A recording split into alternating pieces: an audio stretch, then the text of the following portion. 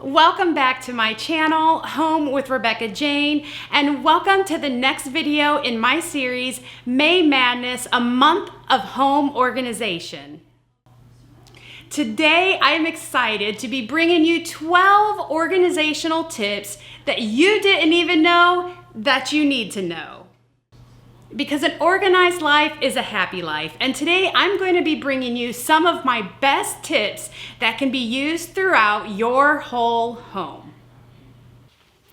Tip number 1, toss out old clothing. And by toss out, I don't mean you have to throw them away unless they're worthy of being thrown away. But if you haven't worn that dress in 10 years, you're probably not going to wear it now. Donate these items to your local Goodwill, Salvation Army, a local woman's shelter, or even go online and sell them on eBay or one of the other online selling platforms. But don't waste all that time and mental energy every day sorting through clothes you're realistically never going to wear again.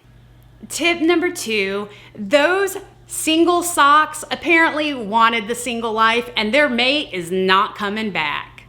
I have a whole laundry basket full of socks that have just wasted space, time, and energy every time I lay them out and try to sort them, when in reality, the majority of these matches are never going to be found again. All it did was take up valuable space in my home. So toss out those single socks. Tip number 3, elevate your storage. Use more than the base levels in your closets, cabinets, and any of your storage solutions. Use tier shelves in spice cabinets. Use additional risers in especially lower cabinets or pantries, or even on any shelving, even bookshelves. The high space in your closets and pantries typically become catch-all areas where things get pushed back, you forget about them, or you just flat right out lose them. Organize them with bins and label those bins. That way you can easily see what's up there, and you can even easily pull it down, much easier than having a bunch of things that accidentally got pushed too far to the back and now you can't even reach them. So make sure you're utilizing all that elevated space. Tip number 4, use your doors. I know I talked about this in my closet video, which was the first video in this series, so I'll have it linked down in the description box below. But it applies to all doors, not just your closet door. It applies to your pantry doors, like you see behind me, where we keep our shaker cups, straw cups, and cups of that nature that are just gonna fall all over the place in your cabinets. But it applies to pantry doors, regular cabinet doors. It applies to all the doors within your home. You can use your kitchen cabinet doors to save drawer space from measuring cups and things like spoons. You can add a chalkboard to keep track of your grocery list with inside a pantry cabinet door. So make sure you're using all of your door space. Tip number 5, and I actually considered making this tip number 12 because I believe it is so valuable and so needed in every home. Build a command center.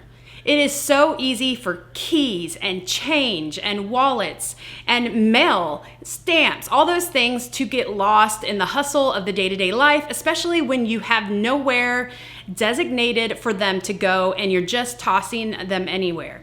So build yourself a command center, and it would be even better if it's close to the door that you enter and exit the most on a day-to-day basis.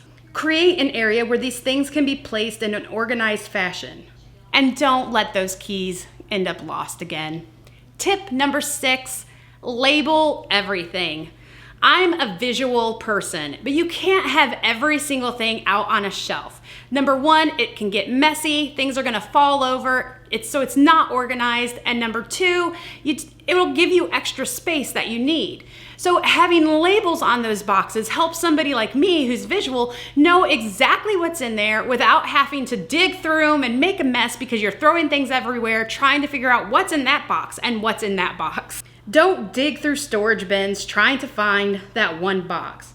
Don't make a mess in your pantry trying to remember where you put something. Make labels your best friend. Tip number 7, toss those toys. The Barbie missing an arm? Yeah, I don't think you're ever gonna find it. Or the Polly Pocket without a head, probably not gonna find that either. I'm guilty. I know how hard it is to throw those toys away, especially when you're the one that spent valuable money on it.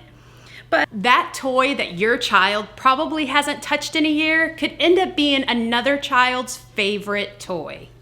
When my children were young, I used to make it a priority to go through their toy room before every birthday and before every Christmas. That's the perfect time to go through, make a box of things you'd like to donate or give to someone you know, and just let them go. Tip number 8, use drawer organizers. A messy drawer will not help your productivity. Mix and match acrylic dividers in your office, kitchen, any drawers where you store small items. Organize those items in your drawers and save your sanity. Tip number 9, go clear.